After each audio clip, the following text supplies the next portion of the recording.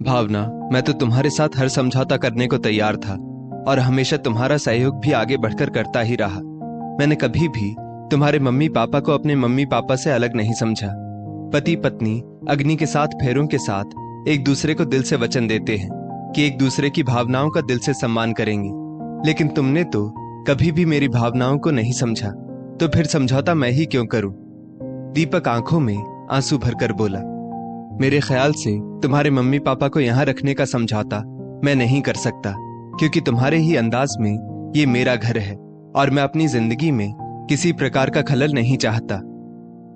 Sorry दीपक, शायद उस समय मेरे मन और बुद्धि पर पत्थर पड़ गए थे जो मैंने तुम्हारी भावनाओं को समझना नहीं चाहा। प्लीज दीपक, मुझको माफ कर दो।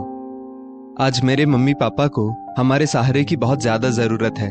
सोचो, वो अगर यहाँ नहीं रहेंगे तो कहाँ रहेंगे? भावना बहुत दुखी होकर बोली।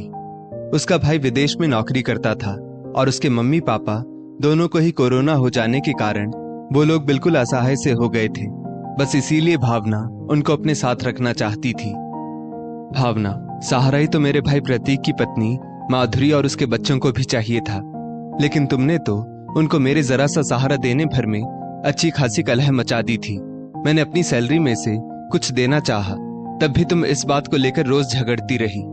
आज माधुरी और उसके बच्चे कितने कष्टों में हैं, तुमको खुद भी नहीं पता। दीपक की आंखों से दुख के कारण आंसू बह रहे थे। दीपक और प्रतीक के पापा का शरीर जब दीपक 18 साल का था तभी शांत हो गया था। दीपक को अपने पापा की जगह पर नौकरी मिल गई, क्योंकि उनकी सरकारी नौकरी थी। प्रतीक का थोड़ा पढ़ने में कम मन लगता था और वो शारीरिक रूप से थोड़ा कमजोर भी था, तो दीपक ने प्रतीक को घर के बाहर ही परचून की दुकान खुलवा दी। समय के साथ दोनों बेटों दीपक और प्रतीक की शादी माँ वसुधा जी ने अच्छे परिवार की लड़कियों से कर दी। परिवार बहुत खूबसूरती से चलने लगा, लेकिन फिर एक रोज वसुधा जी भी रात में ऐसे सोई कि फिर वो उठी ही नहीं। एक बार फिर से परिवार में कोहराम मच गया, लेकिन समय सबसे बड़ा मरहम होता है। धीरे धीरे जिंदगी की गाड़ी पटरी पर आने लगी। इसी बीच दीपक का ट्रांसफर दूसरे शहर में हो गया और दीपक अपनी पत्नी भावना के साथ वहां शिफ्ट हो गया। भावना के मन में कहीं ना कहीं दीपक की अच्छी नौकरी और पैसे का अभिमान था और वो आई भी अमीर परिवार से थी, लेकिन इसी के विपरीत दीपक के भाई प्रतीक की पत्नी माधुरी मध्यम वर्गीय या उससे भी छोटे परिवार से संबंध रखती थी। लेकिन फिर भी माधुरी अपने परिवार और पति के साथ खुश थी, पर उसकी खुशियों को भी अचानक नजर लग गई।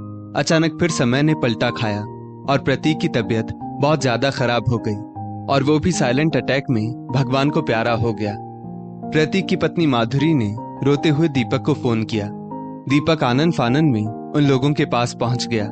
माधुरी की माली हालत बिल्कुल भी ठीक नहीं थी, तो दीपक सब कार्यक्रम निपटने के बाद माधुरी और उसके बच्चों को अपने साथ शहर ले आया और ये देखते ही भावना की तो त्योरियां चढ़ गई।